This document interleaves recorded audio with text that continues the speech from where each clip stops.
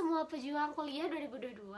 Ketemu lagi sama Kak Dina. Di sini Kak Dina akan membagikan informasi mengenai perguruan tinggi negeri, khususnya untuk jalur masuknya, agar teman-teman tahu gitu rute jalur masuk ke perguruan tinggi negeri itu kayak gimana sih, kayak gitu.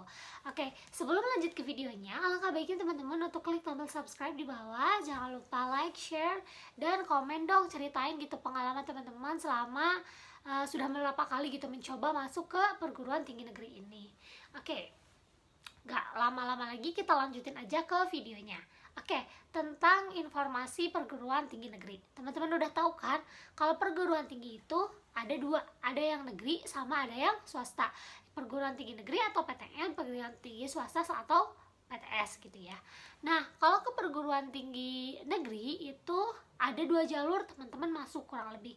Yang pertama ada yang jalur pemerintah sama atau jalur nasional, sama yang kedua itu jalur mandiri atau dari PTN-nya itu sendiri. Nah, kalau misalnya yang jalur pemerintah atau jalur nasional, teman-teman udah tahu kan ada yang namanya SNMPTN sama SBMPTN. Nah, kalau SNMPTN itu udah pakai jalur rapot, itu prestasi, jalur prestasi. Teman-teman bisa melampirkan sertifikat prestasi akademik ataupun non akademik yang teman-teman punya. Tapi khususnya prestasi ini tuh lebih bagus itu sejalur gitu dengan jurusan yang teman-teman ambil gitu. Jadi akan memberikan nilai tambah gitu ya ke teman-temannya. Nah, selanjutnya ada UTBK atau SBMPTN. Nah, itu mah teman-teman udah ngerti ya, itu mah jadi tes tertulis ya, kayak gitu. Nah, UTBK ini teman-teman jangan lupa diumuminnya tuh pada tanggal 23 Juni. Semoga teman-teman semuanya bisa mendapatkan atau enggak bisa diterima di PTN impian teman-teman sekalian. Oke, selain UTBK sama SNMPTN, ada juga yang namanya SPAN PTKIN sama UMPTKIN. Jadi ini teh khusus perguruan tinggi yang di bawah pengawasan Kemendag atau Kementerian Agama. Jadi ini mah khusus perguruan tinggi keagamaan Islam negeri gitu ya. Ini mah ada yang namanya SPAN PTKIN sama UMPTKIN. Kalau SPAN PTKIN itu seingat Kak Dina itu pakai rapot. Nah, kalau UMPTKIN itu adalah teman-teman kembali mengisi soal seperti itu, melaksanakan tes tertulis lagi kayak gitu. Nah, ada juga yang namanya pendaftaran bidik misi. Jadi ini tuh pendaftaran bagi mahasiswa baru yang berasal dari keluarga yang punten banget, maaf banget, yang ekonominya mungkin kurang mampu, tapi dia tuh punya semangat belajarnya tuh tinggi gitu. Nah, tapi si bidik misi ini tuh sekarang tuh udah bukan bidik misi lagi namanya, tapi diganti jadi namanya tuh Kartu Indonesia Pintar Kuliah atau KIPK. Nah, buat teman-teman yang daftar di jalur ini, semoga Dina doain semoga teman-teman semuanya bisa mendapatkan hasil yang teman-teman impikan dan bisa diterima di PTN yang teman-teman impikan dan bisa melanjutkan studi teman-teman sampai selesai dengan lancar tanpa hambatan apapun. Oke.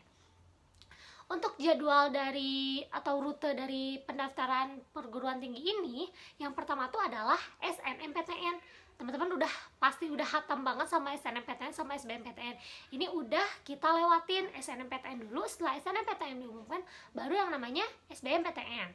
Nah, setelah SNM dan SBMPTN ada juga SPAN PTKIN. Nah, SPAN PTKIN ini biasanya berbarengan atau berasiran sama SBMPTN atau sama SNMPTN gitu ya.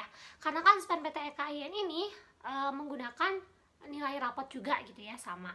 Nah, selanjutnya ada juga yang namanya UMPTKIN atau ujian masuk perguruan tinggi keagamaan Islam negeri. Nah, pola seleksi jalur ini tuh sama kayak SBMPTN gitu, nggak jauh. Jadi kita tuh ujian aja sama kayak ujian mandiri aja kayak gitu. Namun teman-teman perlu ketahui ya bahwa jenis soal atau tipe-tipe soal pada UMPTKIN atau SMMPTN itu sama UTBK itu cenderung lebih sulit yang UTBK dibandingkan yang UM, karena yang UM itu cenderung kan universitas gitu ya yang membuatnya, sedangkan kalau yang UTBK itu cenderung nasional gitu, kita menyamakan kurikulum yang nasional kayak gitu. Nah, kalau UMPTKIN itu dilaksanakannya masih di bulan-bulan sekarang gitu ya. Kalau tidak salah pendaftaran akhirnya tuh, kalau tidak salah ya, pada tanggal 4 Juni hari ini kalau nggak salah pendaftaran akhir. akhirnya tuh. Coba deh teman-teman diklik di searching dulu, barangkali gitu teman-teman minat gitu buat mengikuti pendaftaran UMPTKIN ini gitu ya. Oke. Nah, si UMPTKIN ini akan diumumin pada tanggal 30 Juni. Nah, biasanya uji coba tesnya itu di tanggal 7 sampai tanggal 10 Juni. Ini bener-bener ngebut banget yang UMPTKIN. Buat teman-teman yang minat, segera langsung searching gitu ya di Google-nya masing-masing. Oke ya. Kita lanjutin ke pendaftaran SNMPN. Kok apa itu PN? Jadi PN itu adalah Politeknik Negeri. Jadi gak cuman universitas aja yang ada negeri, ternyata politeknik juga ada yang negeri gitu ya.